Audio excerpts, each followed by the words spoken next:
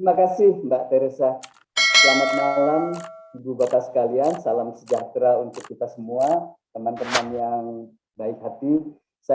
Malam ini kita akan melanjutkan perbincangan kita tentang ekosofisme dan kita akan masuk di pertemuan ketiga ini dengan isu yang kalau lihat judulnya kayaknya agak serem ya, metafisika ekosofisme. Nah, tapi karena kita sebenarnya ingin menggali lebih populer, lebih memberi inspirasi ketimbang satu perbincangan filsafat yang terlalu teknis, saya tidak akan masuk dalam perbincangan tentang metafisika dalam arti metafisikanya. Kalau Ibu Bapak sekalian tertarik dengan itu bisa lihat pada beberapa buku ya tentang itu. Jadi Tuhan, alam, manusia itu biasanya dibicarakan dalam sufisme itu dengan satu konsep-konsep yang yang menjadi ciri khas dalam sufisme yang kalau kita lihat akarnya itu punya akar pada seorang filosof namanya Ibn Arabi. Dan Rumi seringkali dibaca dengan filsafat Ibn Arabi ini.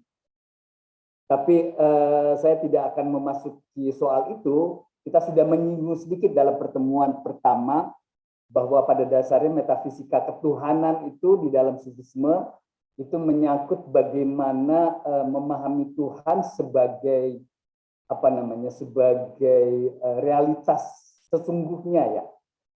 Dan para sufi mencoba menghindar dari urean-urean metafisik seperti yang dilakukan oleh para filosof muslim atau para ahli teologi ilmu kalam yang banyak punya kaitan atau banyak inspirasi yang diambil dari Aristoteles.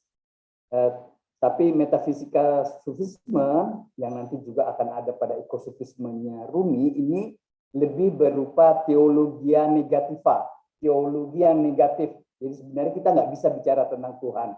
Kita hanya bisa bicara mengenai melihat Tuhan dari manifestasinya, dari ciptaannya, dari kedalaman spiritual ya yang merupakan tempat di mana Tuhan berada. Nah, kita akan bicara tentang metafisika ekosofisme ini dari satu perspektif antropologi filosofis. Jadi perspektif tentang ini sebuah cabang dalam metafisika yaitu antropologi filosofis, kita akan bicara lewat manusianya. Nah, karena itu jauh lebih mudah kita mengertinya. Nah, saya sudah kirimkan 3 bahan. Saya mungkin akan tunjukkan dulu 3 bahan tersebut yang akan kita pakai pada malam ini. Bahan yang pertama itu ini. Ini adalah satu tulisan yang saya lupa dengan tulisan ini, tapi terima kasih kepada Mas Nuruddin yang sudah mengingatkan saya tentang tulisan ini. Ini tulisan yang saya tulis pada tahun 2011 kalau nggak salah di sebuah jurnal dari mungkin IAIN di mana begitu saya lupa. Ini adalah artikel tentang Tuhan, alam dan manusia ya. Dari perspektif yang tadi saya bilang ya, perspektif antropofilosofis ya. Nah, judulnya Manusia, Alam dan Lingkungan Hidupnya Membangun di Ecological Conscience.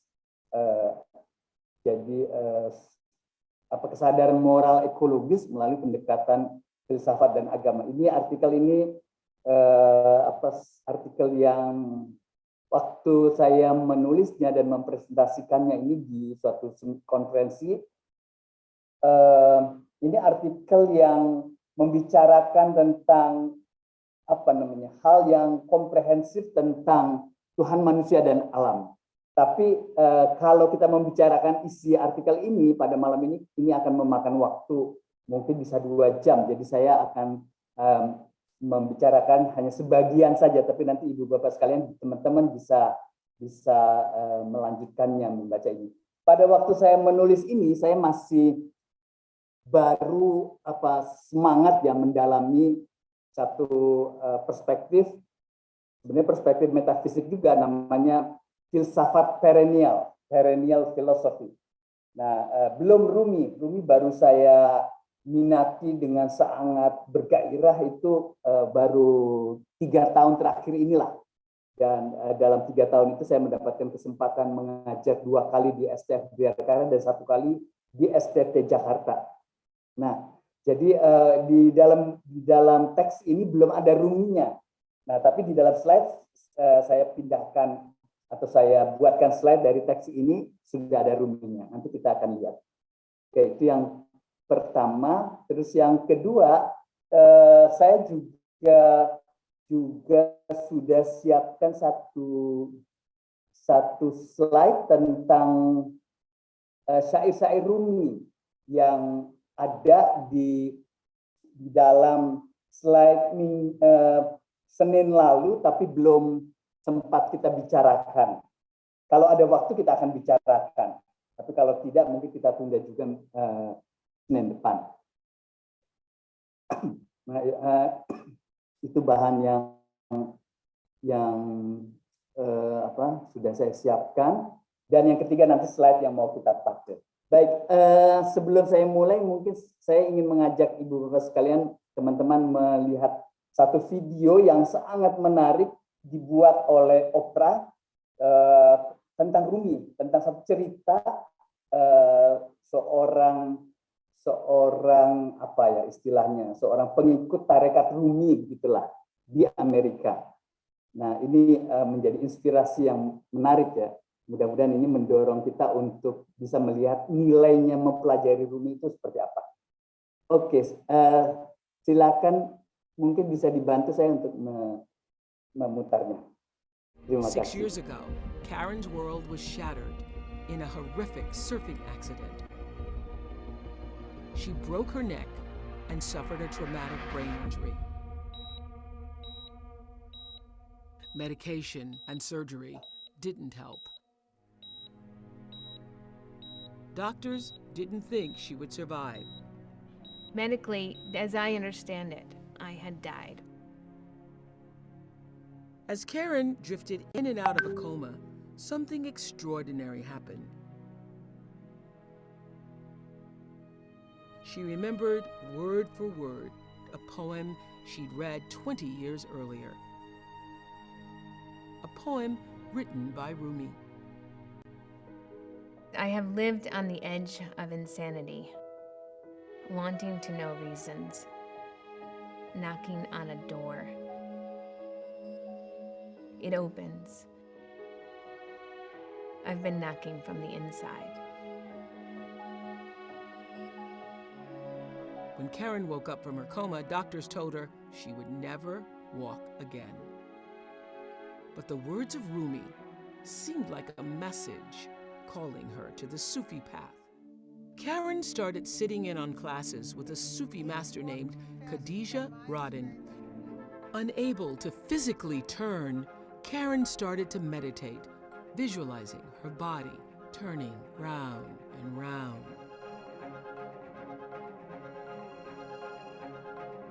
And immediately, there was a moment where I felt no pain. I told my husband, I know what I have to be now. It's some kind of whirling dervish, Buddhist, nun, I don't know. But there was a moment tonight where I felt no pain. And just be with your breath. After several weeks, Karen proved her doctors wrong. She started to walk again, and eventually she was able to turn. Karen's healing sparked a major shift. Now she wants to devote her life to the Sufi path. Someone looking at me from the outside might say, well, she's done now. She's healed, she's walking, she's turning. But the accident changed everything. It changed who I was. This is a journey I need to do to heal my spirit. Now, Karen must travel to Konya, Turkey, the center of Rumi's teaching, to become a whirling dervish. Karen is being initiated in a private ceremony at the home of a revered Sufi master. It's an intimate gathering, attended by friends and fellow mystics. Now she must perform the Sema, a sacred ceremony where she crosses the threshold from student to whirling dervish.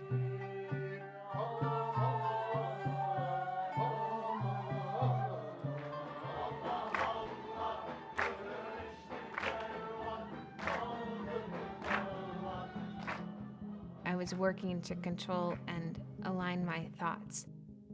I was thinking, and you're really not supposed to. And at some point during the turning, I heard the doctor say, "You won't walk again." And I said, "Then I will dance." Oke, terima kasih. Hi, YouTuber! Baik, jadi itu film yang sangat menarik ya. Saya sangat terkesan dan berkali-kali menonton film pendek tersebut yang dibuat oleh Oprah. Film ini mengisahkan tentang Karen, seorang yang seorang warga negara biasa di Amerika yang dia mengalami kecelakaan dan sangat parah sampai-sampai dokternya sudah mengatakan dia tidak akan mungkin bisa pulih kembali, dia akan mengalami disabilitas lah. Nah, tapi rupanya dalam masa ketika dia koma itu dia ingat syair-syair Rumi yang dia pernah pelajari atau baca 20 tahun sebelumnya.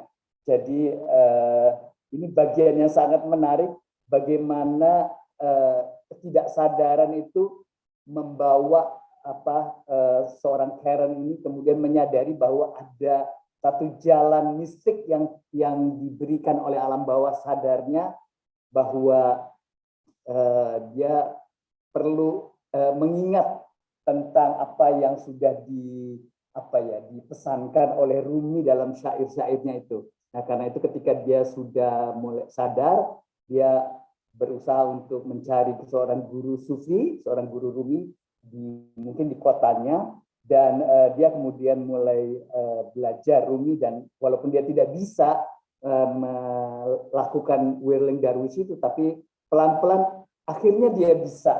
Dan itu yang kemudian membawa dia pada perjalanan untuk menjadi seorang sufi dan mempelajari Rumi lebih lanjut di Konya. Dan dia kemudian menjadi seorang derwish. Derwish itu maksudnya seorang pejalan sufi ya.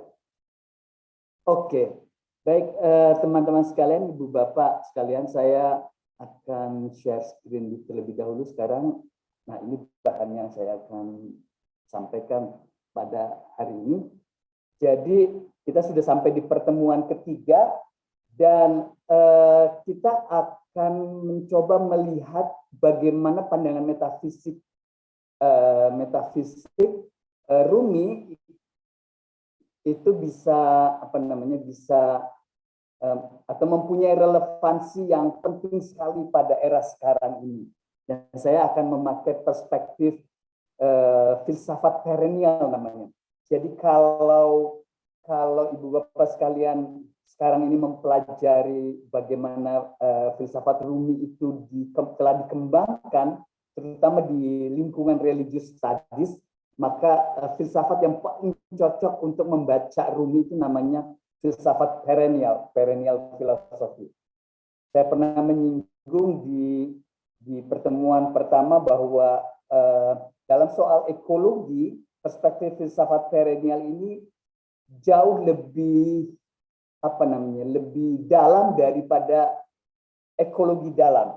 Jadi ada deep ecology namanya, dan filsafat perennial itu lebih dalam lagi mendalami deep ecology. Jadi ini satu hal yang sangat menarik ya, bagaimana di kalangan filsafat perennial ini ada usaha juga untuk menggali lebih lanjut apa yang sudah dikembangkan di dalam ekologi dalam. Kita masih akan bicarakan itu pada pekan depan. Oke. Nah, jadi kalau kita mempelajari filsafat dalam perspektif filsafat perennial, sebenarnya dalam perspektif semua filsafat, terutama klasik ya, filsafat klasik, satu-satunya alasan untuk orang berfilsafat itu adalah untuk mencapai kebahagiaan. Ini Santo Agustinus yang kita tahu dia adalah seorang filosof Kristen abad pertengahan dan juga seorang teolog yang pengaruhnya sangat luar biasa di lingkungan Kristiani dan juga di lingkungan Katolik. Nanti di Katolik juga ada filosof yang lain namanya Thomas Aquinas. Nah, tapi Santo Agustinus ini pengaruhnya luar biasa dan dia adalah seorang filosof yang menyadari bahwa satu-satunya alasan atau tidak ada alasan bagi manusia untuk berfilsafat kecuali untuk mencapai kebahagiaan. Rumi juga punya pandangan yang seperti itu, tapi dia ambil angle yang lain, yaitu bahwa kita itu tidak mengejar kebahagiaan, kita mencari alasan mengapa kita perlu bahagia. Dan alasan itulah yang kemudian memberikan kita makna hidup dan juga makna dari tujuan hidup kita. Jadi bukan bahagianya, tapi kenapa alasan apa yang membuat kita kemudian mengejar kebahagiaan itu. Nah, alasan itulah yang perlu kita ketahui. Itu Rumi ya. Dan sebenarnya apa yang dikatakan oleh Rumi ini terkait dengan kebahagiaan itu juga punya dimensi ekologi. Nanti kita akan lihat. Oke, sekarang persoalan kita. Nah, persoalan kita tuh sebenarnya adalah ini. Kita sekarang mengalami satu krisis yang luar biasa ya, krisis yang Senin depan kita akan lihat penggambarannya dari seorang sarjana namanya Said Hussein Nasr, tapi tentang krisis ini sebenarnya para ahli ekologi sudah sangat kuat mengatakan bahwa kita memang mengalami berbagai macam persoalan besar sekarang ini ya. Dan menurut perspektif filsafat perennial ini, krisis ini adalah pertanda semakin dangkalnya pengertian modern kita mengenai kehidupan manusia. Ini sudah kita lihat di pertemuan pertama, dan makin banyak pemikir-pemikir yang sering dianggap aneh yang menyarankan bahwa pemulihan harus datang dari dalam diri manusia, bukan hanya lewat pemecahan politik dan sistemik. Ekologi dangkal, ini istilah yang sering dipakai oleh para penganut deep ekologi untuk menyebut ilmu ekologi itu mencari pemecahan lewat politik dan juga lewat sistemik. Nah, tapi sebenarnya dari segi ekosofisme, ekospiritual ataupun deep ekologi itu pemecahannya itu harus datang dari dalam diri manusia. Ini apa namanya, sesuatu yang mungkin aneh ya, tanda petik aneh. Masalahnya ekologi, tapi pemecahannya harusnya di manusia. Ini misalnya gambar ini menggambarkan satu ilustrasi tentang bahwa masalah alam, masalah lingkungan itu kuncinya itu adalah di manusianya. Dan memang kalau kita lihat dari pandangan-pandangan para tokoh-tokoh ekologi itu, kita mendapatkan suatu pengertian bahwa masalah ekologi itu muncul karena manusia. Jadi karena manusia, karena kita ya. Bahkan sudah di awal masa modern, awal abad 20 itu seorang Gandhi sudah mengatakan bahwa alam semesta ini, bumi ini itu cukup untuk memenuhi kebutuhan semua manusia, tapi bumi ini tidak cukup memenuhi kebutuhan satu orang yang tamak. Nah, jadi soal karakter ya, kemanusiaan itu sangat penting ya dalam pemecahan masalah ekologi. Nah, ini yang menjadi jalan Rumi juga seperti itu. Ini ada sekarang soal ketuhanannya, ini ada pernyataan Rumi yang bagus, syair Rumi, kalau kamu mau mencari saya bukan di dalam dirimu, kamu tidak akan pernah menemukan aku. Karena aku ada di dalam dirimu sejak awal. Jadi Tuhan ada di dalam diri manusia sejak awal. Bersembunyi di dalam diri manusia. Nah, perspektif yang akan saya pakai untuk membaca Rumi itu saya ambil dari filosof ini. Ini namanya Schumacher. E.F. Schumacher. Ini seorang filosof yang terkenal sekali pada tahun 70, jadi sudah lama sekali, tahun 70, karena bukunya Small is Beautiful. Jadi bukunya ini, Small is Beautiful, ini buku yang menjadi kitab suci para aktivis lingkungan pada tahun 70. Ya. Dan Schumacher ini adalah pelopor, ya. Dia seorang ekonom, tapi dia pelopor melihat persoalan ekonomi pembangunan. Jadi apa yang kita di negara-negara seluruh dunia itu melakukan pembangunan. Nah, dia adalah pelopor yang memulai perhatiannya pentingnya ekologi dalam ekonomi pembangunan. Dan dia adalah seorang yang disebut oleh Nasser punya perspektif filsafat perennial yang penting ya. Dan nanti Senin depan kita akan lihat apa yang dikatakan oleh Schumacher ini nanti akan diuraikan dalam cerita ekologinya yang baru. Sebenarnya nggak baru juga karena dia sudah menulis tahun 60-an, tapi ada bukunya pada tahun 80-an pada Nasser. Oke. Nah, ini persoalan kita ya, persoalan yang digambarkan oleh Schumacher yang sebenarnya kita memerlukan solusi. Bagaimana solusinya?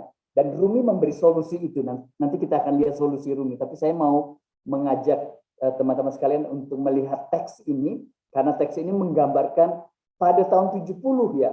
Jadi ini ditulis bukunya terbit pada tahun 77, tidak lama setelah dia meninggal pulang dari Bali. Jadi dia ada konferensi internasional di Bali. Ketika dia pulang, dia orang mana itu ya? Swiss apa saya lupa, Jerman tapi bahasanya. Ketika dia kembali, dia tidak lama kemudian dia meninggal. Nah, buku ini kemudian terbit sebagai buku posthumous, ya, buku yang terbit setelah dia meninggal.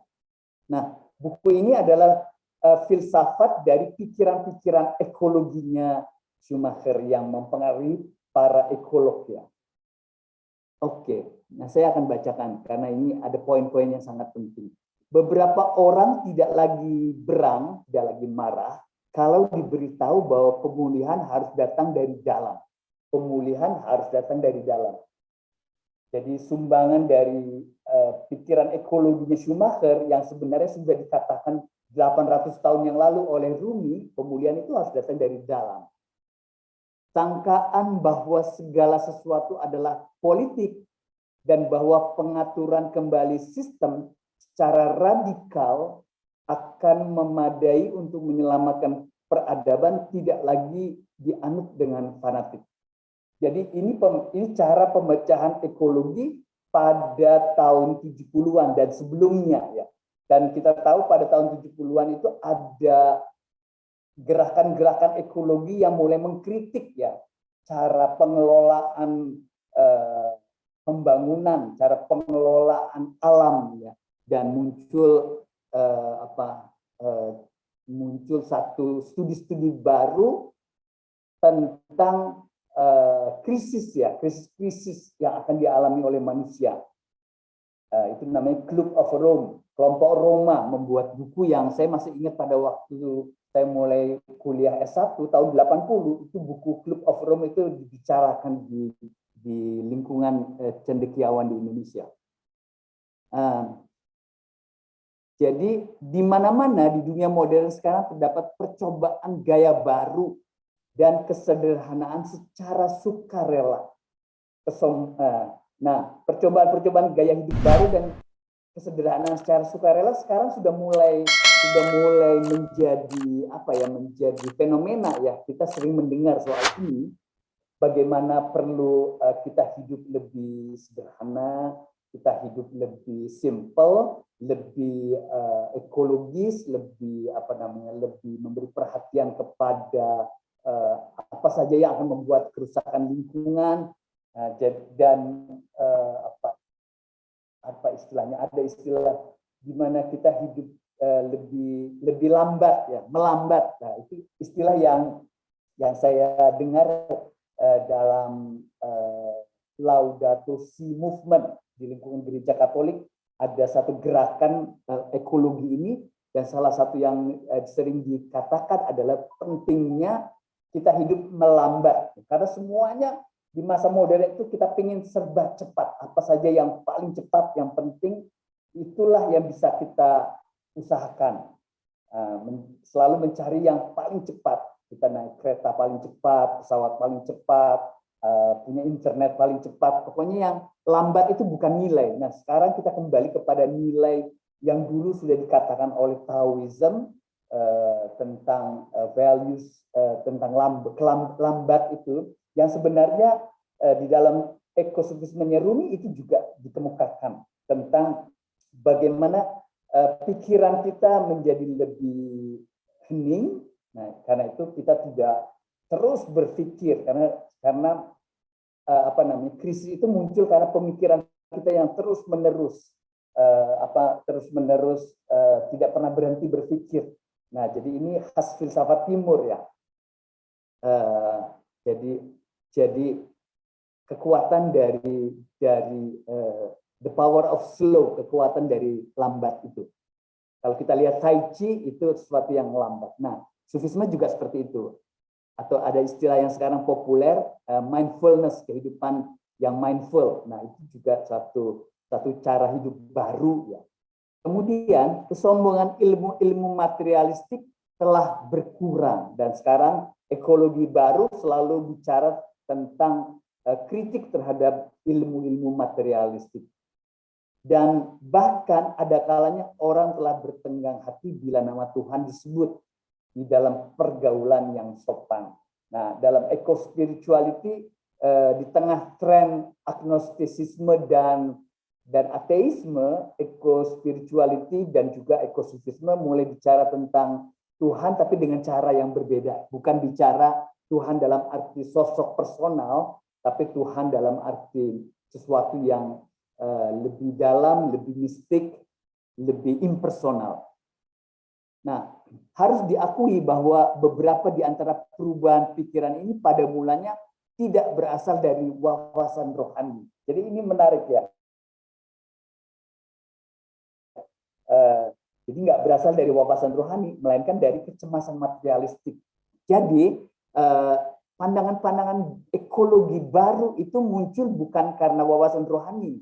Kalau kita mempelajari ekosufisme, memang itu wawasan rohani. Kita mempelajari pandangan teologi lingkungan di dalam teologi Kristen misalnya, itu memang wawasan rohani. Tapi sebenarnya banyak para aktivis, para ahli atau pemikir yang sekarang concern dengan isu ekologi itu tidak berangkat dari wawasan rohani, tapi berangkat dari malah kecemasan materialistik. Kecemasan materialistik yang ditimbulkan oleh krisis lingkungan, krisis bahan bakar, dan ancaman akan krisis bahan makanan. Dan petunjuk-petunjuk akan datangnya krisis kesehatan. Jadi pada waktu Schumacher menulis ini, ada krisis bahan bakar, ancaman akan krisis bahan makanan. Ini sesuatu yang pada waktu itu sudah menjadi bagian dari krisis dunia, tapi mengantisipasi krisis kesehatan. Nah, sekarang kita mengalami krisis kesehatan tersebut dengan pandemi COVID-19. Menghadapi semua ancaman ini dan banyak lagi ancaman yang lain, kebanyakan orang masih percaya kepada kepastian teknologi. Jadi masalah-masalah ini pasti akan bisa dipecahkan oleh teknologi. Nah, jika kita dapat mengembangkan energi peleburan, fusion energy, kata mereka, kesulitan-kesulitan bahan bakar akan terpecahkan. Jika kita dapat menyempurnakan proses mengubah minyak menjadi protein yang dapat dimakan, kesulitan bahan makanan dunia akan dipecahkan. Dan pengembangan obat-obatan pasti akan sanggup menghindarkan setiap ancaman dari krisis kesehatan dan seterusnya. Itu kepercayaan kepada kepastian teknologi. Tapi sekarang bersamaan dengan itu, dengan ada kepercayaan teknologi tadi, kepercayaan kepada kemahakuasaan manusia juga semakin menipis. Jadi ini telah menipis. Bahkan jika semua masalah baru dapat dipecahkan dengan rumus teknologi, keadaan yang sia-sia, kekalutan dan kebejatan akan tetap. Jadi kita terbukti sekarang, atau kita melihat sekarang dengan pandemi COVID ini, kita betul-betul mengalami kekalutan ya. Nah, keadaan ini telah ada sebelum krisis-krisis yang ada sekarang menjadi gawat dan ia akan pergi dengan sendirinya. Kepercayaannya begitu. Krisis ini akan selesai, padahal enggak begitu. Semakin banyak orang yang mulai menyadari percobaan modern itu telah gagal. Jadi cara kita dalam mengelola lingkungan itu sebenarnya cara modern yang akan gagal, dan banyak orang sudah percaya ini akan gagal. Terbukti dengan krisis itu semakin banyak ya. Saya baru baca buku, ada satu buku tentang krisis iklim terbitan Gramedia, itu nadanya itu sudah sangat pesimis. Bukan hanya pesimis, tapi sangat pesimis. Dia merasa ini memang akhir dari bumi kita sekarang ini. Kita adalah generasi terakhir. Nah, tapi tentu saja masih banyak orang yang optimis. Yang perspektif kita adalah perspektif yang optimis. Nah, tapi saya mau mengatakan yang terakhir ini. Manusia menutup gerbang-gerbang surga terhadap dirinya sendiri dan mencoba dengan daya kerja dan kecerdikan yang besar sekali mengurung diri mereka di bumi. Nah, ini filsafat modern ya. Filsafat modern itu semakin jauh dari agama dan semakin menganggap tidak penting agama, tidak penting Tuhan, dan oleh karena itu mereka berjuang dengan kemanusiaannya melulu, mengurung diri mereka di bumi. Nah, tapi kata Schumacher gini, kini ia mulai mengetahui bahwa bumi hanya tempat persinggahan sementara. Ini seperti dikatakan oleh agama, oleh spiritualitas. Jadi bumi ini hanya tempat persinggahan sementara. Suatu penolakan untuk mencapai surga berarti tidak sengaja turun ke neraka. Ini istilah metafor bahwa kalau kita tidak kerja untuk kedirian kita yang tinggi, itu kita akan jatuh kepada kemanusiaan kita yang rendah. Nah, jadi mungkin kesimpulannya ini, mungkin saja dapat dibayangkan hidup tanpa gereja, maksudnya hidup tanpa organized religion, tanpa satu organisasi agama ya, karena Schumacher seorang Kristen, jadi dia pakai ilustrasi tanpa gereja, tapi mustahil hidup tanpa agama. Nah, yang dia maksud dengan agama itu kerja sistematik memelihara hubungan dengan dan berkembang ke arah tingkat-tingkat yang lebih tinggi ketimbang tingkat hidup sehari-hari. Nah, ini hal yang sangat ditekankan dalam ekosistem Rumi ya. Bagaimana kita bisa hidup berkembang melampaui sehari-hari, melampaui manusia yang sehari-hari. Nah, itu yang satu usaha untuk menjadi insan kamil, manusia yang sempurna. Nanti kita masih akan lihat. Nah, di dalam teks yang saya tulis itu ada istilah-istilah ini. Pemulihan harus datang dari dalam. Kemudian manusia dan tingkat-tingkat yang lebih tinggi. Manusia harus tumbuh ke arah tingkat-tingkatnya yang lebih tinggi. Dan mengenai masalah konvergen dan divergen. Jadi masalah itu bukan hanya masalah konvergen, masalah yang bisa dipecahkan, masalah yang selalu ada solusinya, yang solutif istilah sekarang itu. Tapi ada masalah yang divergen, masalah yang nggak mudah karena paradoks masalah itu untuk memecahkan. Misalnya, apakah kita harus hidup dengan kebebasan penuh atau disiplin? Mencari jalan tengah itu sesuatu yang sulit. Nah, itu divergen istilahnya itu. Jadi hidup itu adalah masalah divergen, bukan masalah konvergen. Tapi ilmu pengetahuan menyederhanakan hidup sebagai masalah konvergen.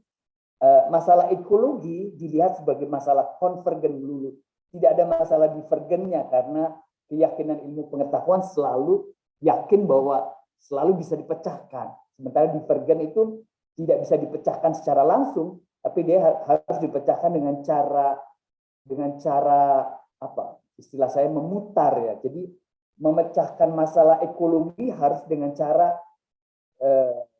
menjadikan manusia itu lebih baik. Nah, itu satu cara yang tidak terpikirkan oleh kalangan pemikir ekologi lama. Nah, ini beberapa istilah yang ada di dalam teks yang saya tulis itu, tapi kita akan bicarakan terutama malam ini hanya soal ini, manusia dan tingkat-tingkatnya yang lebih tinggi. Jadi bagaimana manusia bisa tumbuh karena masalah waktu saja. Tapi Ibu Bapak sekalian, teman-teman bisa baca teksnya, dan di situ saya sudah memberi ilustrasi tentang sufismenya ya. Tapi belum ruminya belum saya masukkan di situ. Tapi dalam slide ini ruminya sudah saya masukkan. Nah, Schumacher kenapa kita pakai sebagai perspektif? Karena dia seperti dikatakan oleh Syed Hussein Nasr, ini yang akan kita bicarakan Senin depan atau pekan depan. Karena Nasr ini adalah orang yang mengembangkan pemikiran ekosufisme yang sangat dipengaruhi oleh Rumi. Kalau istilah sekarang tentu dipengaruhi oleh filsafat Perennial. Nah, jadi karangannya yang terbit setelah dia meninggal ini, A Guide for the Perplexed, ini judul yang sangat menarik. Schumacher memberi judul bukunya A Guide for the Perplexed, satu judul yang mirip dengan judul bukunya Ibn Maimun, Maimonides, ya, ada seorang filosof Yahudi abad pertengahan di Spanyol namanya Ibn Maimun atau Maimonides.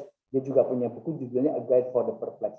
Saya nggak tahu apakah dia dipengaruhi oleh buku ini, tapi kata Nasr, bukunya itu yang sekarang kita pakai untuk menjelaskan Rumi, itu adalah satu bahan yang sangat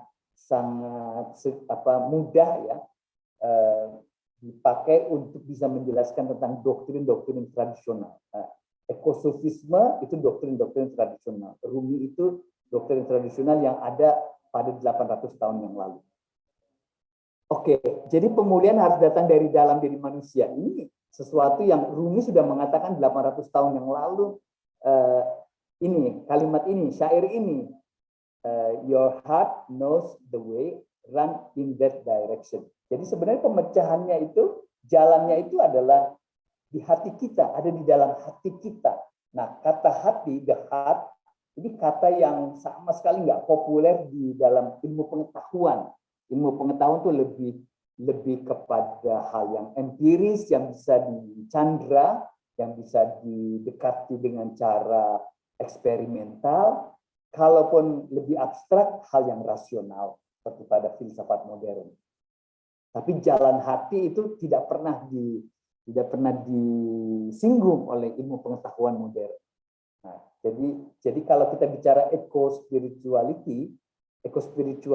atau ekosufisme, maka sebenarnya kita akan masuk pada jalan hati. Apa itu jalan hati? Nanti kita lihat. Oke, ini tokohnya Schumacher yang banyak pemikir lingkungan sangat dipengaruhi oleh pemikirannya, terutama mereka yang hidup di tahun 70-an. Dan mungkin 80-an ya. Di Indonesia, buku ini, Small is Beautiful, sudah diterjemahkan dan sangat terkenal. Banyak aktivis lingkungan yang membaca buku ini. Tapi buku yang ini, walaupun juga sudah diterjemahkan di Indonesia pada tahun berapa ya, 80 ya kalau nggak salah, oleh Mukhtar Pabotingi, seorang profesor di LIPI. Tapi buku ini nggak terkenal. Saya heran juga kenapa buku ini nggak terkenal ya. Nggak banyak dibicarakan dibandingkan buku ini. Tapi kalau kita melihat kedua buku ini, sebenarnya kita akan dapatkan banyak sekali pemikiran tentang ekologi dan pembangunan yang penting sekali dalam era sekarang ini, terutama memberi inspirasi etiknya ya. Oke. Nah, yang di kanan ini buku tentang filsafat perennial yang sudah lebih kontemporer, yang banyak mengatakan kembali apa yang sudah dikatakan oleh Schumacher di buku ini. Oke, nah kalau kita lihat pemikiran ekologinya Schumacher itu, yang nanti kita akan lihat di Rumi, itu dia mengatakan kita perlu peta filosofis. Kita memerlukan sebuah peta filosofis yang bisa menjelaskan kita sekarang ini ada di mana dan kenapa kita sekarang mengalami krisis seperti ini. Dan sekaligus peta itu memberi jalan, harusnya kita jalannya kemana, tapi kita sudah berjalan kemana. Nah itu kata Schumacher, dan peta filosofisnya ini sesuatu yang telah saya pelajari lama ya. Saya mencoba merenungkan lama buku ini, juga mengajar di STF buku ini, dan memang hebat sekali Schumacher telah membuat kita sadar mengenai pentingnya punya peta ya, peta perjalanan hidup kita, bukan hanya sebagai manusia individual, tapi juga sebagai kemanusiaan kita ya. Peta yang bisa memberikan kita penjelasan kenapa kita mengalami krisis dan kita ada di mana sekarang dan seharusnya kita kemana atau ada di mana. Nah itu hal yang menarik dari Schumacher ini. Yang saya kira kalau kita mencoba melihat pemikiran ekologi sekarang dan kritik-kritik yang diberikan oleh para pemikir ekologi, ekofilosofi, ekososiologi yang baru, ekofeminisme, dan deep ecology, nah semuanya itu sebenarnya mengatakan dengan cara lain, dengan caranya sendiri, apa yang dikatakan dengan cara lain juga dalam pemikiran Schumacher di peta filosofis ini.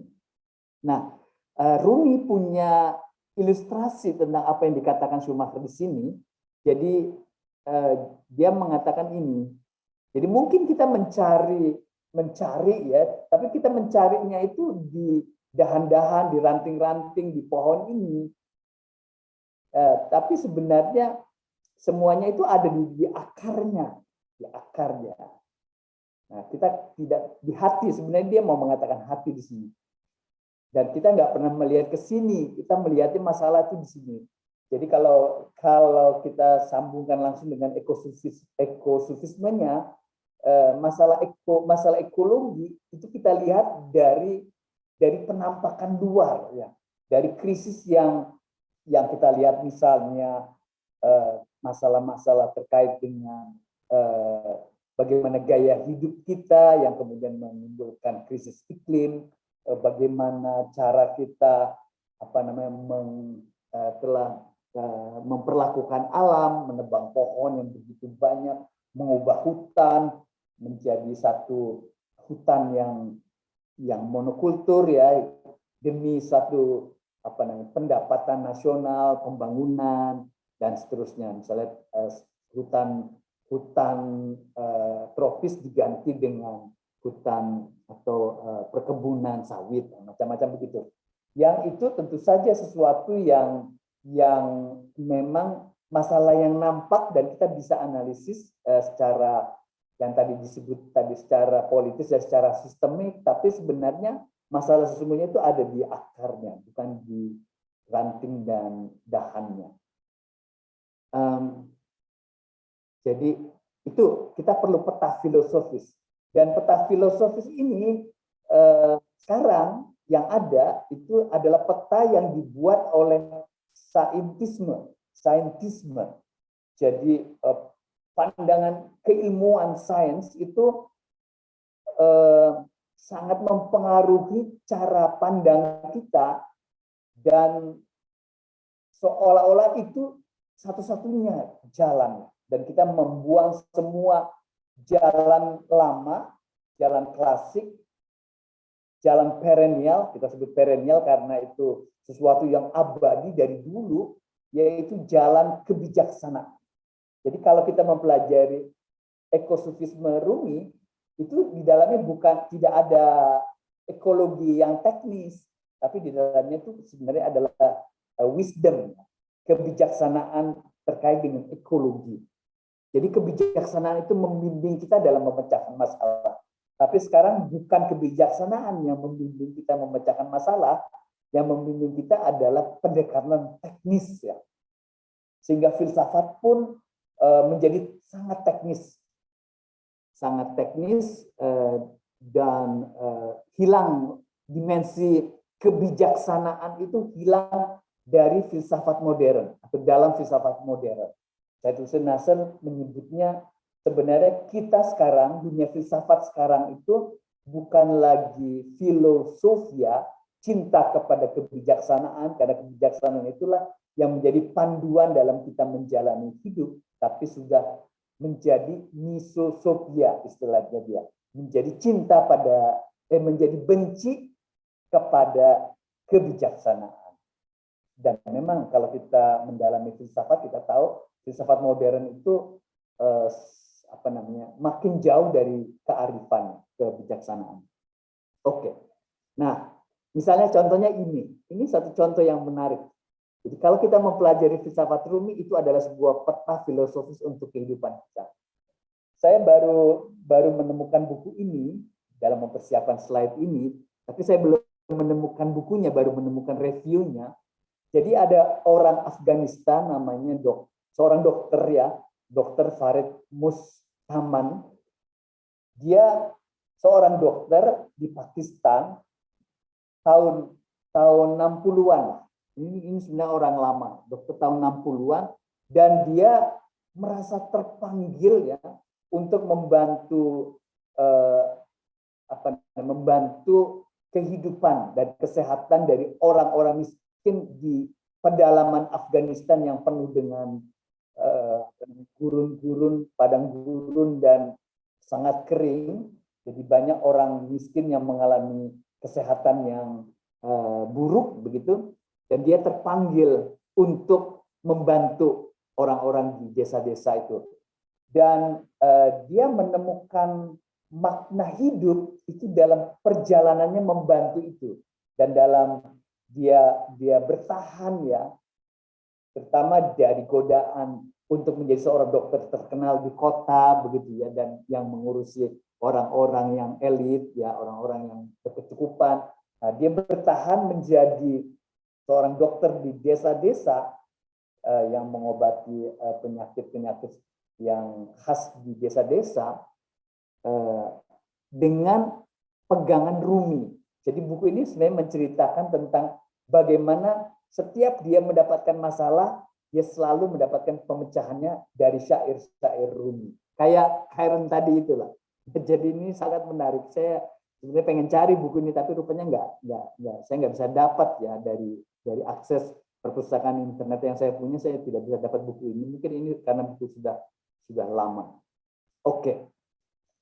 Nah, jadi itu syair-syair Rumi itu memberi kita wisdom, dan wisdom itu kita perlukan untuk memecahkan masalah. Pemecahan masalah bukan teknis. Jadi ekosufismenya Rumi itu bukan suatu ekologi teknis ya, tapi ekologi wisdom ya, ekologi kearifan ya. Dan karena itu kita bisa merenungkan banyak syair Rumi untuk bisa kita punya wisdom dalam memecahkan hidup kita sehari-hari. Nah, di slide minggu lalu saya sudah menaruh ini syair-syair Rumi ini di dalam slide, dan ibu bapak sekalian bisa lihat di situ.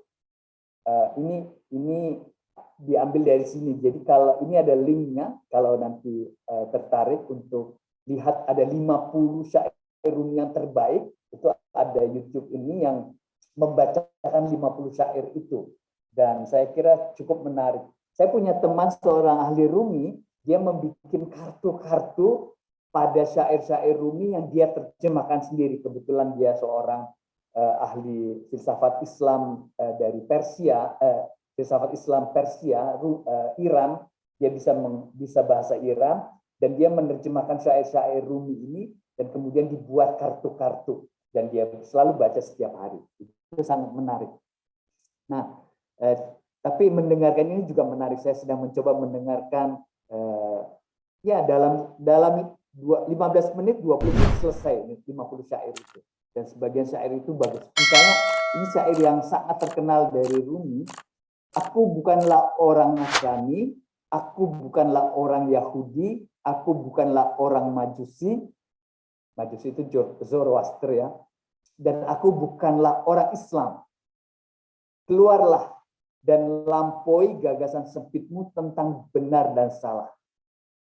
Sehingga kita dapat bertemu pada suatu ruang murni tanpa dibatasi berbagai prasangka atau pikiran yang gelisah.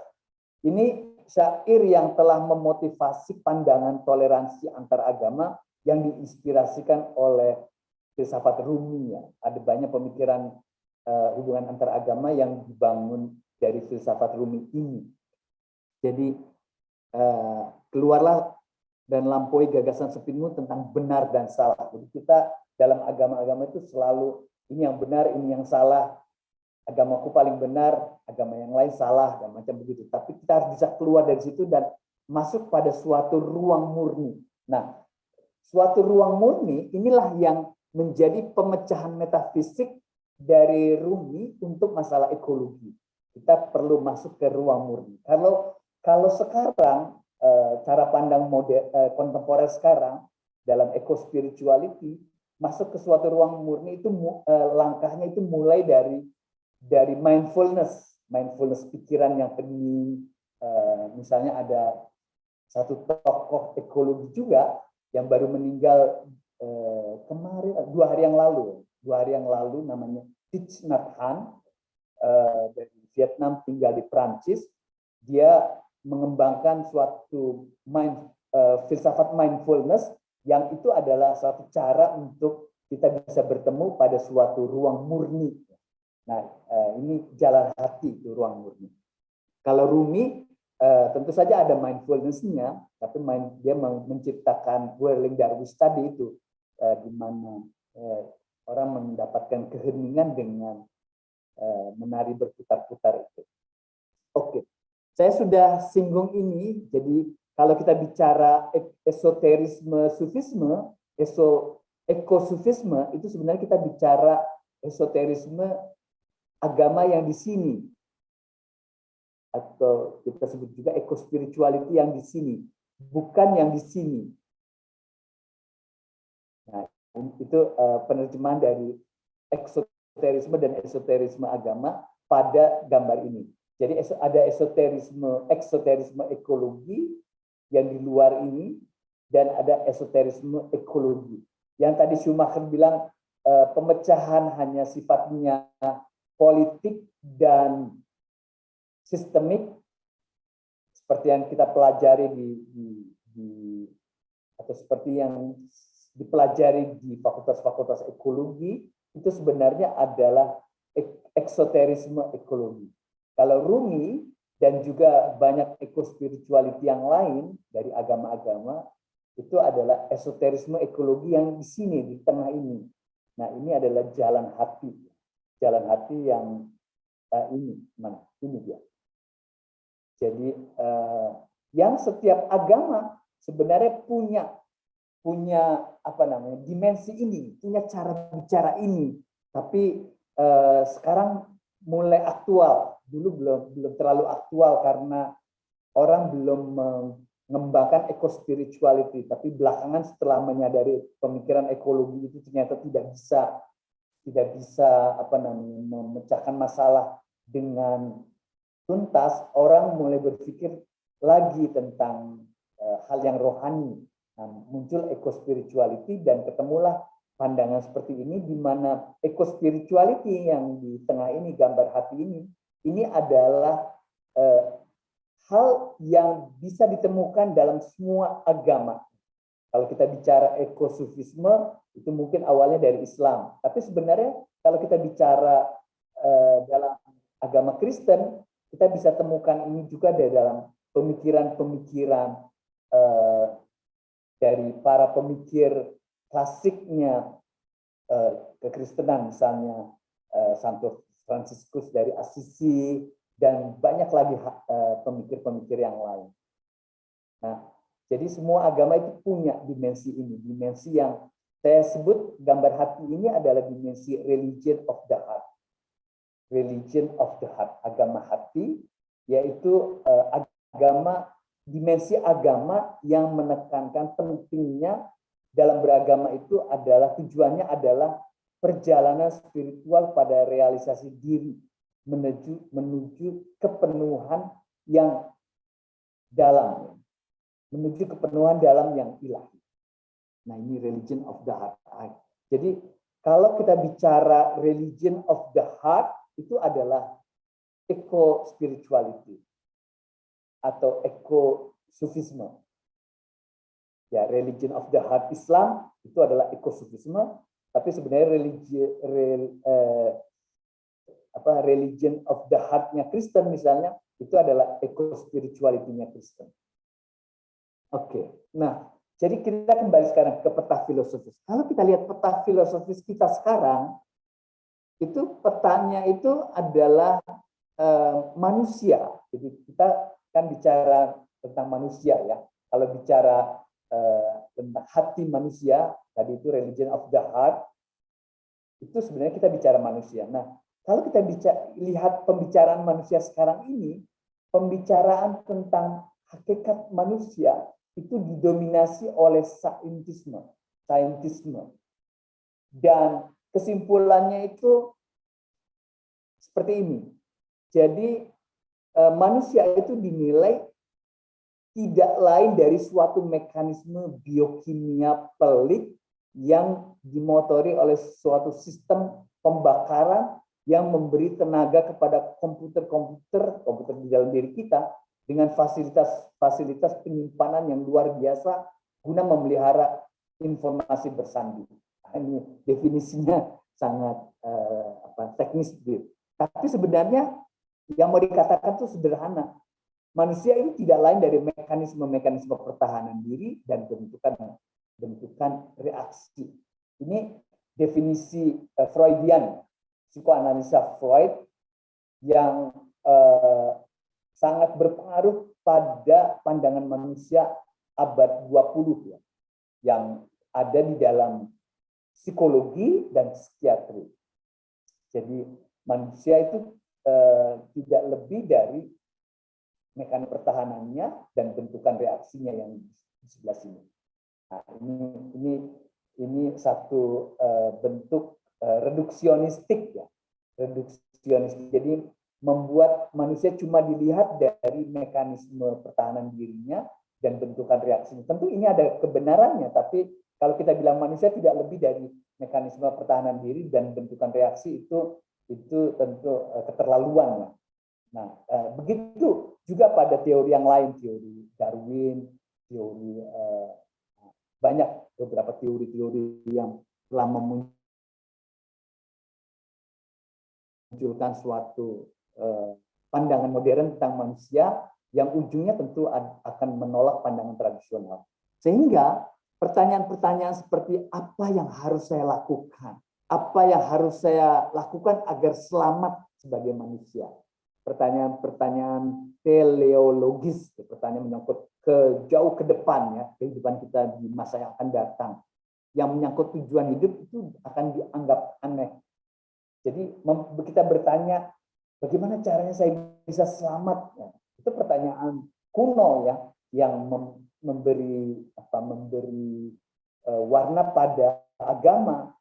Tapi pertanyaan itu menjadi pertanyaan yang omong kosong ya, pertanyaan yang nggak penting, pertanyaan yang sebenarnya pertanyaannya salah. Itu kalau menurut pandangan modern itu. Sehingga kalau dulu orang punya filsafat yang seperti ini, ya kalau di dalam Rumi jawaban terhadap filsafat ini pasti ada ya.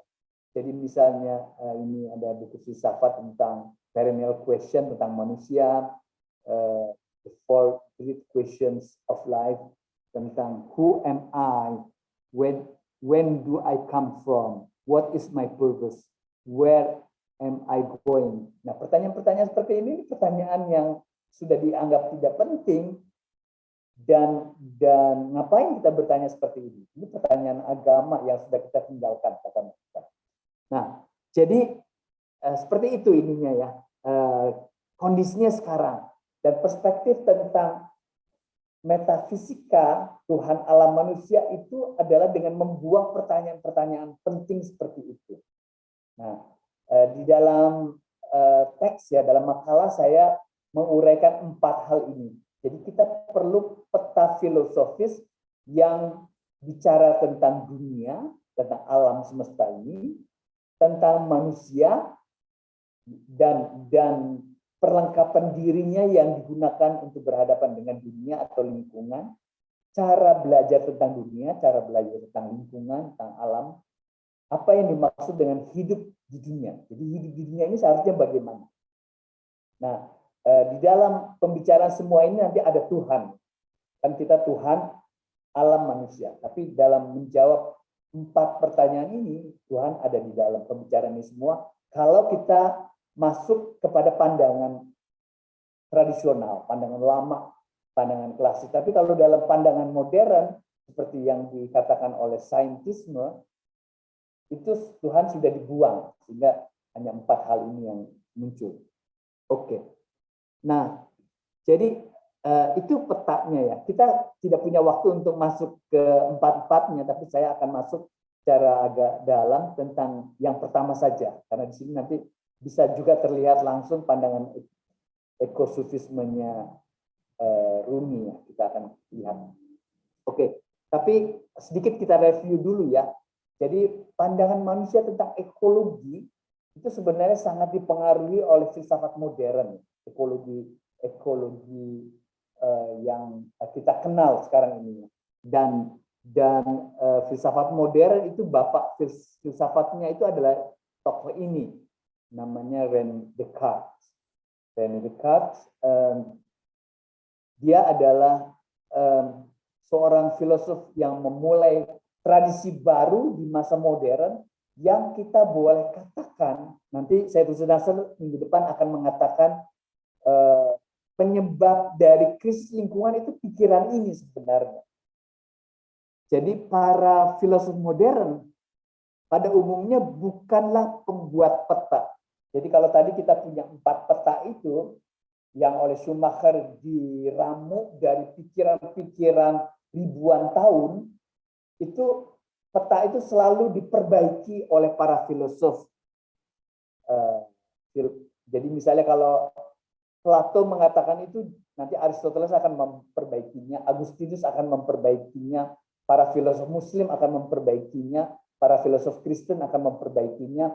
Nah, tapi di masa modern, para filosof modern itu bukan pembuat peta yang setia dengan kesinambungan yang telah dibuat oleh pendahulu mereka dalam tradisi filsafat yang ribuan tahun.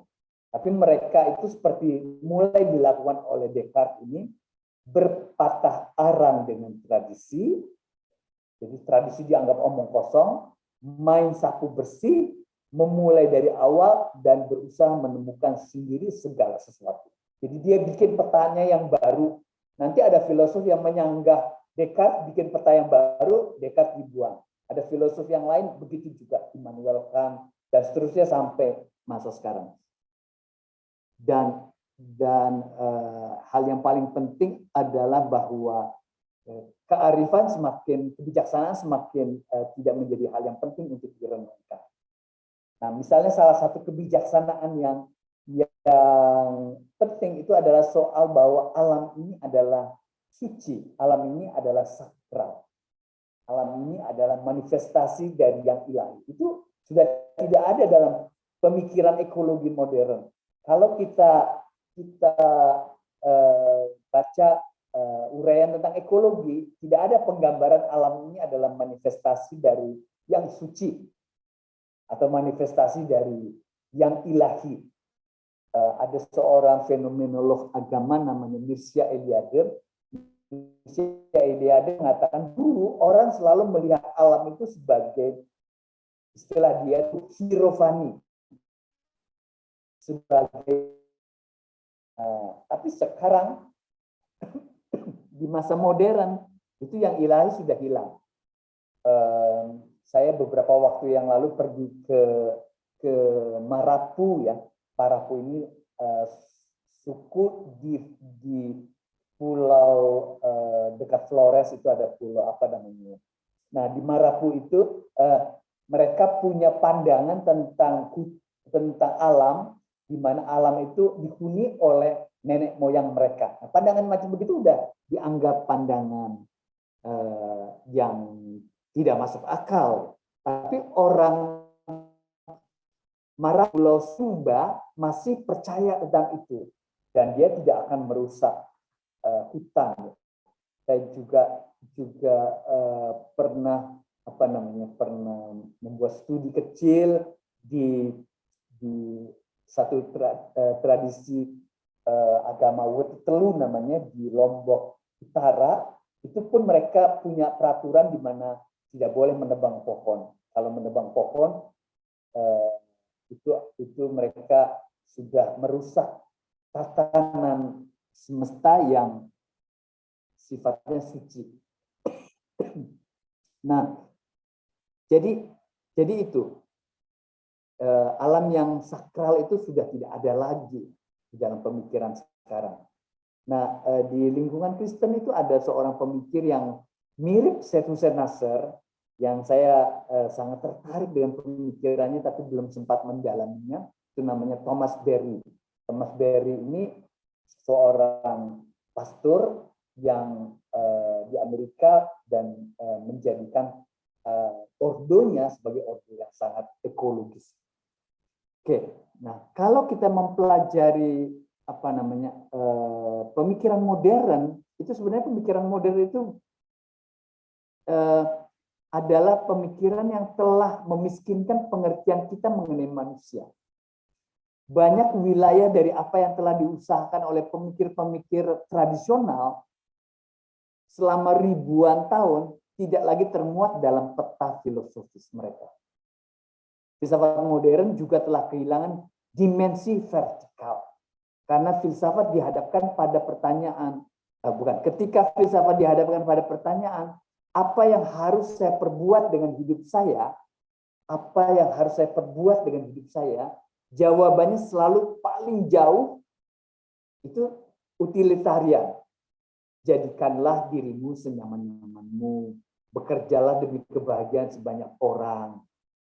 Hakikat manusia menurut pandangan modern akibat pengaruh teori evolusi itu adalah hewan yang sedikit lebih tinggi tapi tetap hewan. Nah, itu pandangan modern tentang bagaimana manusia harus menjalani hidupnya. Sehingga sebenarnya tidak ada lagi pandangan yang melihat alam ini sebagai sakral. Kita sudah lihat di pertemuan pertama, misalnya dalam ekosufisme itu digambarkan, nanti kita akan olah lagi minggu depan, alam itu sebagai berkah, alam itu sebagai ayat, alam itu sebagai mi'raj ya, tangga spiritual. Nah itu tiga pandangan ekosufisme Rumi itu sudah tidak lagi dianut oleh pemikiran modern, ekologi modern. Nah, di filsafat tradisional itu dikatakan begini, kebahagiaan manusia ialah bergerak menuju kepada yang lebih tinggi, mengembangkan bakat-bakatnya yang tertinggi, memperoleh pengetahuan tentang hal ihwal yang lebih tinggi dan yang tertinggi, dan bila mungkin bertemu dengan Tuhan. Nah, ini adalah satu pandangan kearifan tradisional yang telah diamini oleh manusia ribuan tahun sampai baru-baru ini. Manusia modern tidak lagi percaya bahwa kita perlu mengembangkan bakat-bakat kita yang tertinggi. Semua bakat-bakatnya itu selalu sifatnya duniawi, tidak ada lagi bakat spiritual yang tinggi yang harus kita kembangkan. Nah, jadi filsafat hanya berhenti pada pengetahuan mengenai hal-hal yang rendah. Ini semua tanda petik ya, hal-hal yang rendah. Karena sains itu sebenarnya tidak bisa mencandra sesuatu yang melampaui yang kelihatan ini. Dan menutup pada hal-hal yang tinggi. Inilah yang dilakukan oleh spiritualitas manusia. Oke. Nah, misalnya Rumi mengatakan begini, jadi untuk hidup kita, dengan hidup kita yang pendek, yang cuma, ini istilah metafor dia, cuma 1,5 tarikan nafas, begitulah, jangan menanam apapun kecuali cinta. Nah, jadi bagaimana mengisi hidup dengan cinta. Nah, ini untuk pandangan modern, perspektif Rumi mengenai cinta ini yang dia terus bisa tumbuh dari cinta yang sifatnya fisikal ya, yang cinta biasa yang romantik begitu, sampai cinta ilahi yang tinggi, itu tadi yang kita sebut terus mencari yang tinggi dan yang lebih tinggi. Cinta ilahi ada pada level yang lebih tinggi, itu sesuatu yang tidak masuk akal untuk pikiran modern. Nah, jadi sebenarnya pada antropologi tradisional, antropologi klasik, itu dipercayai bahwa ada tingkat-tingkat eksistensi. Jadi semesta ini semesta ini diwarnai dengan adanya perkembangan tingkat-tingkat keberadaan. The great chain of being, mata rantai keberadaan. Itu filsafat yang terkenal sekali di masa klasik, yang para filosof selalu memperbaharui filsafat ini. Tapi sejak masa modern, sejak Descartes tadi, filsafat ini dibuang. Nah, jadi dulu kita bilang begini, jadi sebenarnya ada proses evolusi ya, evolusi di mana ada tingkat-tingkat, ada benda-benda mati, batu-batuan seperti ini, kemudian ada tumbuhan, ada binatang juga ada yang lower, ada yang higher, ada manusia, dan kita percaya ada yang lebih tinggi dari manusia, namanya malaikat. Ada yang lebih tinggi lagi, namanya Tuhan, dan seterusnya. Nah, ini sudah dicoret semua oleh pemikiran modern, dan kita tidak lebih dari hewan sebenarnya sampai di level ini. Manusia itu bukan sesuatu yang punya perkembangan lebih lanjut dari hewan. Tapi dia sebenarnya hewan juga menurut orang modern. Jadi itu kalau kita buat rumusan sederhana itu, kalau benda kita sebut P, maka tumbuhan itu adalah P plus X, hewan itu P plus X plus Y, manusia itu P plus X plus Y plus Z. Jadi antara benda dan tumbuhan itu ada perkembangan kualitatif yang ditambahkan. Tapi dalam tumbuhan, di dalamnya ada benda. Nah, apa yang ditambahkan pada tumbuhan yang tidak ada pada benda, itu adalah hidup. Pada hewan ada yang ditambahkan, yaitu kesadaran. Pada manusia, Z ini kesadaran diri. Jadi manusia itu sebenarnya adalah semua yang ada di semesta ini ada pada diri manusia. Dalam diri manusia itu ada benda, ada tumbuhan, ada hewan. Ini filsafat atau metafisika tradisional itu bicara soal ini, the great chain of being. Yang kita manusia itu sebenarnya bisa juga dilihat dengan cara yang lain, yaitu bahwa pada manusia itu kalau kita simbolkan dengan P, maka di dalam diri manusia itu kalau dia kehilangan kesadaran dirinya, dia menjadi hewan. Hewan itu P minus Z. Ini cara pandang yang lainnya. Kalau manusia telah kehilangan kesadaran dirinya dan kesadaran yang ada pada hewan, itu P minus Y minus Z. Manusia yang kehilangan hidupnya itu P plus Y plus P minus Z minus Y minus X. Kira-kira begitu. Jadi manusia bisa turun menjadi hewan, bisa turun menjadi tumbuhan. Kalau manusia itu tidak punya tidak punya kemanusiaannya, dia sebenarnya adalah hewan. Kalau manusia itu telah hilang kesadarannya, dia menjadi tumbuhan. Dan Dan kita bisa menyaksikan manusia yang vegetatif ya, manusia-manusia yang misalnya koma itu sebenarnya manusia yang tumbuhan, manusia yang vegetatif. Tapi manusia yang mati itu adalah manusia yang telah kehilangan semuanya, kehilangan hidup, kehilangan kesadaran diri. Nah, dia menjadi benda lagi. Ini mayat ya. Mayat itu adalah P minus Z minus Y minus X. Nah, kira-kira seperti itu. Jadi ini pandangan metafisik dari ekosufisme yang sebenarnya pada diri manusia itu ada semesta. Seperti tadi kita lihat sebelumnya, pada diri manusia itu ada P plus X plus Y plus Z. Jadi semua semesta itu ada pada diri manusia. Oke, nah nanti bisa dilihat sendiri di makalah. Saya mau loncat ke sini. Ini dia. Rumi ya. Rumi mengisahkan tentang evolusinya di Masnawi. Masnawi kita sudah sebut di pertemuan pertama adalah kitab syair Rumi yang paling terkenal yang telah mempengaruhi mempengaruhi dunia spiritual selama 800 tahun. Ini karya magnum opusnya Rumi adalah Masnawi ini. Dia punya syair seperti ini. Aku mati sebagai mineral dan menjadi tumbuhan. Jadi dia mati sebagai mineral, kemudian menjadi tumbuhan. Aku mati sebagai tumbuhan dan bangkit sebagai hewan. Jadi mati dari tumbuhan jadi hewan. Aku mati sebagai hewan dan aku menjadi manusia. Nah ini syairnya seperti ini. Nah kita bisa menafsirkan syair Rumi ini jadi lebih dari teori Darwin. Kalau Darwin itu mengatakan manusia itu sebenarnya sampai pada hewan saja. Manusia itu tidak lebih dari hewan. Dia hewan yang tingkatnya lebih tinggi tapi tetap hewan. Sementara Rumi dan ekospirituality pada umumnya itu mengatakan manusia itu adalah lebih dari hewan. Dia bukan hewan. Dia punya keberadaan yang kualitatif, secara kualitatif lebih tinggi dari hewan.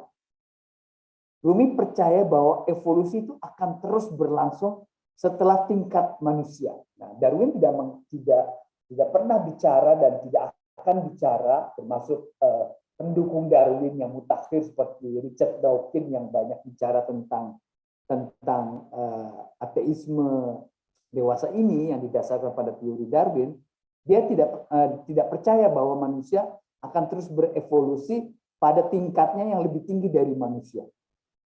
Ini membuktikan keyakinan pada kelangsungan jiwa setelah kematian. Jiwa itu apa? Jiwa itu tidak dianggap ada oleh sains modern. Neuroscience akan bilang jiwa itu tidak lebih dari impuls-impuls syaraf yang ada di dalam diri kita. Nah, tapi Rumi tidak begitu. Rumi seperti ya pada umumnya pemikiran-pemikiran ekospirituality itu percaya pada jiwa, adanya jiwa, dan jiwa masih terus hidup setelah kematian. Mengapa aku harus takut ketika maut menjemput? Sekali lagi, aku akan mati sebagai manusia. Jadi dia tadi sudah mati dari macam-macam kan, dari mineral, dari tumbuhan, dari hewan, kemudian dari manusia. Dan kata Rumi, kita mati sebagai manusia dan mungkin akan mengarungi dan berada di antara malaikat. Jadi kita menjadi malaikat. Nah, ini ada lagi syair Rumi yang melanjutkannya ya. Ini syair yang ada di tempat yang lain. Ketika aku mati sebagai manusia, maka para malaikat akan datang dan mengajakku terbang ke langit tinggi, ke langit tertinggi. Dan ketika aku mati sebagai malaikat, maka siapa yang akan mendatangiku? Kau tak akan pernah dapat membayangkannya. Jadi kita masih terus berevolusi, bahkan mungkin evolusi setelah malaikat yang penggambarannya kita ketahui dari tradisi keagamaan terutama. Nah, ini penjelasan yang sudah kita bicarakan di pertemuan yang lalu bahwa manusia itu sebenarnya punya dimensi spirit ya. Dan dimensi spirit ini terhubung dengan semesta ya, dengan semesta termasuk Tuhan di sini. Dan kalau kita bicara alam di sini atau realitas itu sebenarnya juga punya dimensi spiritnya. Itu sebabnya kenapa kata spirit itu kata yang tidak lagi dibicarakan di dunia modern. Nah, kalau agama kita masih bicara kata spirit dengan cara yang lain, yaitu Tuhan misalnya. Tapi kata spirit itu sesuatu yang tidak lagi dibicarakan, dan ini hal yang aneh yang membicarakan ekologi berkaitan dengan spirit. Nah, tapi Rumi dan juga semua ekospirituality bicara spirit terkait dengan ekologi. Nah, kita akan lihat beberapa syair Rumi yang menggambarkan itu. Only from the heart can you touch the sky. Jadi hanya melalui hatilah kita bisa menyentuh semesta, menyentuh langit atau alam. Nah, dan ini yang tadi kita sudah lihat. Your heart knows the way, run in that direction. Jadi kalau kita mau menjalani hidup, jadi misalnya bagaimana kita menjalankan relasi aku yang sebagai manusia dengan alam semesta, itu jalannya itu ada di dalam hati. Kita tahu jalan itu, hati kita tahu jalannya itu. Nah, jadi daripada mengurus soal ekologi yang di luar ini, yang tadi dalam syair Rumi yang lain tadi, yang tadi sudah kita lihat, kita ngurusin cabang-cabang dan dahan-dahan pohon, tapi kita lihat akarnya. Nah, akarnya itu adalah pada hati kita. Dalam hati kita itu ada spirit, di dalam hati alam, dalam hati hutan, dalam hati gunung-gunung, laut-laut, semuanya itu punya spirit. Dan ketika spirit kita bertemu dengan spirit kita bertemu dengan semua spirit itu. Itu saya sebut di pertemuan pertama itu, di akhir pertemuan pertama, orang Hindu misalnya punya satu sapaan namaste. Namaste itu artinya aku yang ilahi, sebenarnya respect pada atau hormat kepada kamu yang ilahi, yang ada dalam diri kamu juga. Oke. Deep in the heart, every mystery of spirit is hidden. Jadi jauh di dalam lubuk hati kita, semua hal yang misteri itu, misteri spirit itu tersembunyi. Jadi dalam hati kita tersembunyi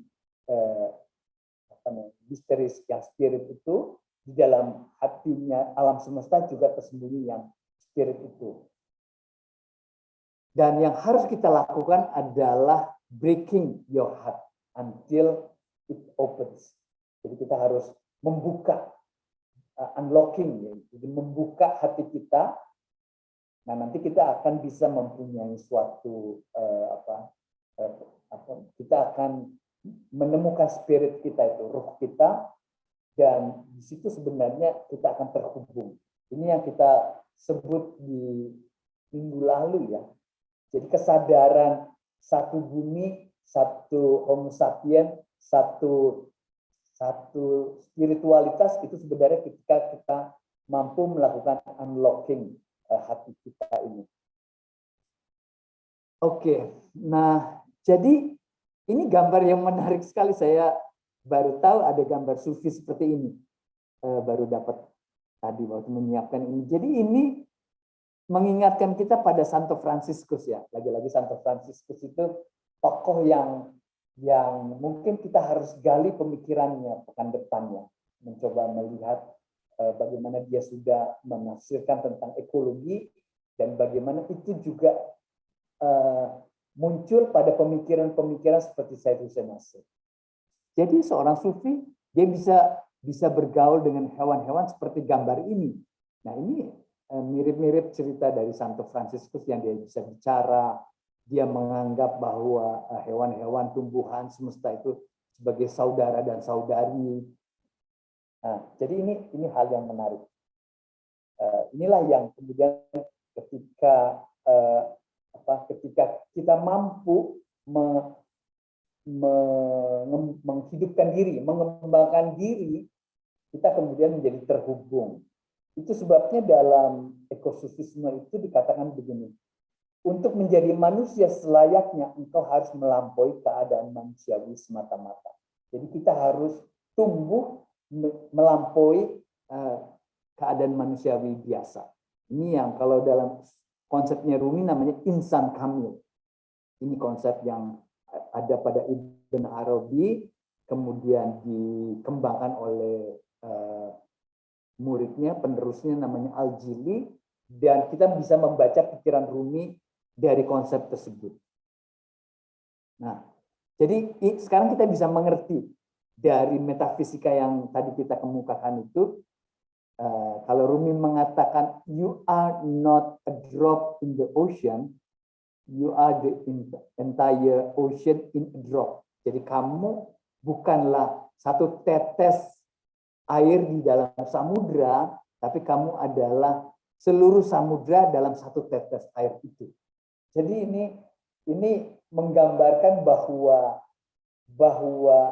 spirit dari diri kita itu ada juga di semesta, dan apa yang ada di semesta itu ada dalam diri kita. Juga sebaliknya, apa yang ada di jadi apa yang ada di semesta ada dalam diri kita, apa yang ada di dalam diri kita ada dalam semesta.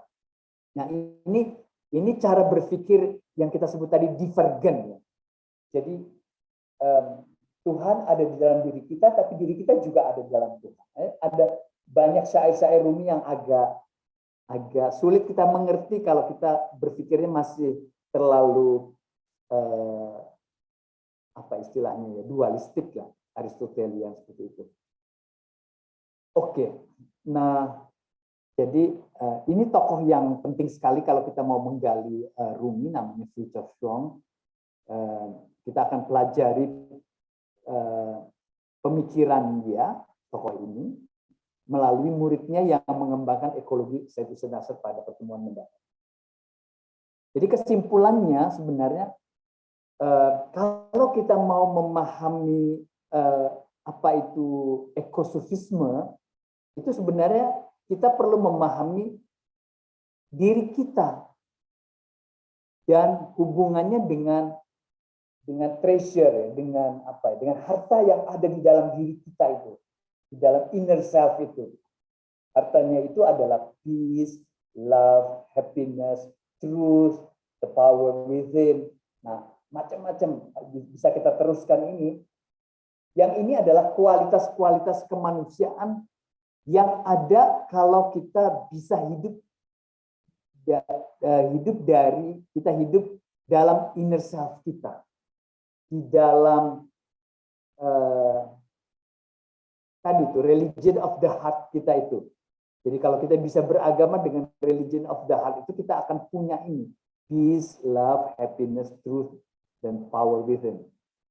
Kedamaian, cinta, kasih, welas asih, kebahagiaan, kebenaran, dan kekuatan dari dalam.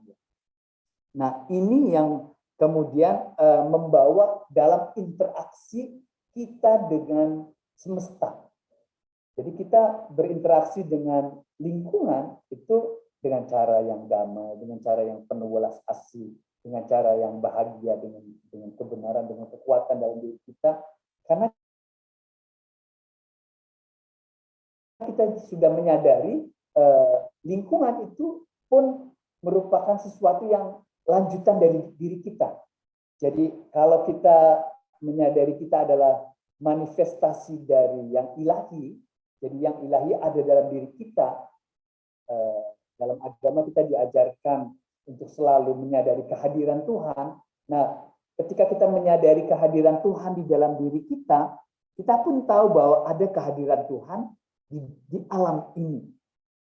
Nah, ini cara berpikir dari ekosofisme atau ekospirituality. Dan dari sinilah akan membawa kita pandangan dan berinteraksi dengan dunia luar ya, secara lebih positif, secara lebih respect ya. Dan kalau kita ingat deep ecology yang sudah kita sebut minggu lalu itu, deep ecology menaruh pada alam, pada lingkungan itu punya internal values. Nah, ekosofism ini lebih dalam lagi dari itu, bukan hanya mereka punya internal values, tapi di dalam alam ini juga ada yang ilahi. Dan kata ekologi itu dari bahasa Yunani, oikos, rumah, dan kemanusiaan kita itu sebenarnya terkait satu sama lain, dan kita berbagi satu rumah ini, rumah kita bersama. Jadi alam ini adalah rumah kita bersama, dan karena itu kita perlu menjaga rumah kita bersama. Caranya bagaimana? Caranya adalah kita lakukan transformasi, transforming our inner consciousness. Jadi kita harus mentransformasi kesadaran diri kita yang di dalam ini, dan menanam kesadaran tersebut sehingga kemudian kita bisa hidup yang sebenarnya lebih simple ya. Kita bisa, istilah di sini itu, kita bisa reduce our needs. Jadi manusia itu telah mengembangkan satu kebutuhan yang begitu kompleks, dan pemenuhan kebutuhan ini telah membuat alam ini harus dieksploitasi. Kita perlu peralatan-peralatan yang bagus, kita perlu kayu-kayu yang hebat, yang kuat-kuat, dan karena itu kita menebang pohon besar. Misalnya di Jawa dulu hutan jati yang besar-besar sekarang sudah sangat sulit kita peroleh. Kita perlu, gaya hidup kita membutuhkan AC, membutuhkan listrik, membutuhkan. Kita menggunakan fosil-fosil yang tidak bisa terbarukan, dan ini bagian dari gaya hidup itu. Tapi dengan gaya hidup ekosofisme ini sebenarnya kita bisa mengurangi kebutuhan kita. Jadi kalau dulu kan kita waktu kecil diajarin apakah ini kebutuhan, needs, atau keinginan, wants. Nah, jadi kita semakin sadar bahwa banyak hal yang merupakan gaya hidup kita sekarang itu adalah keinginan, bukan kebutuhan. Nah, itu istilahnya? Itu yang nanti kita akan dapatkan dengan cara hidup ekosofisme. Itu kita bisa, istilah di sini, simplify our life and reduce our needs. Oke.